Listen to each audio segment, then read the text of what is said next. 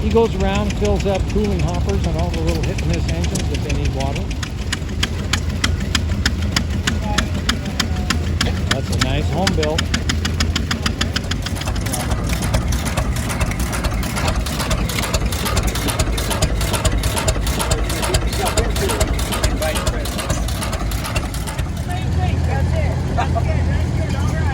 I'm doing a good job. I'm doing okay though.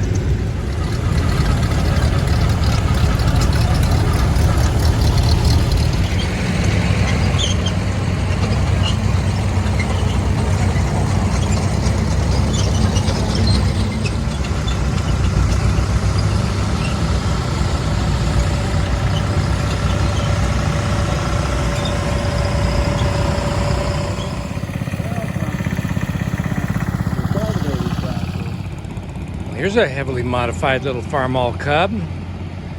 Two-seater, all stretched out. Looks like the wide front off probably a Model A maybe. Could be a stretched out Cub front end. We're trying to plow their soil with the proportions. This is Farmall row. I found my row. Cub lowboy.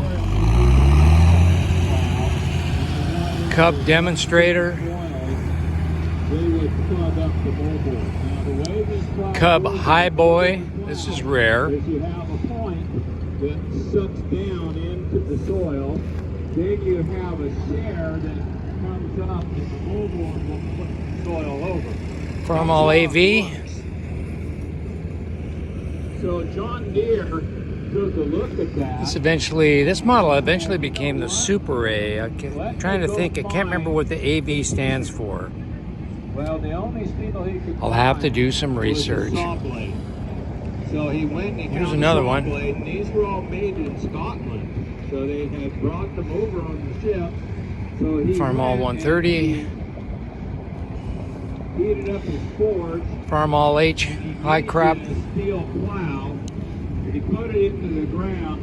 And a Farmall 400. So John They call this the Deere's high claim to clear. fame was is that he developed this plow. It's a beaut. Hey Arnie, did you sneak in here without telling me? Sure looks like it to me.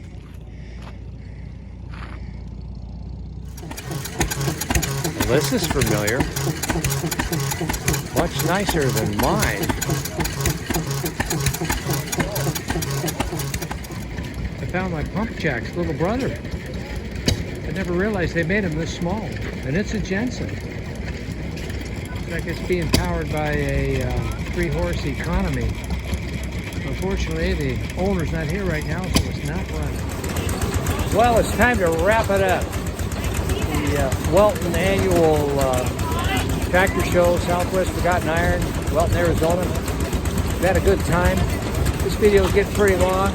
Lots of busy stuff going on in it.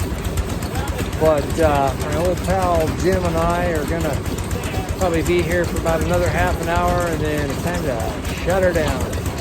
So thanks for watching, everybody. Joining us on this Tractor and Engine Odyssey. We'll see you real soon on the next one. Bye for now.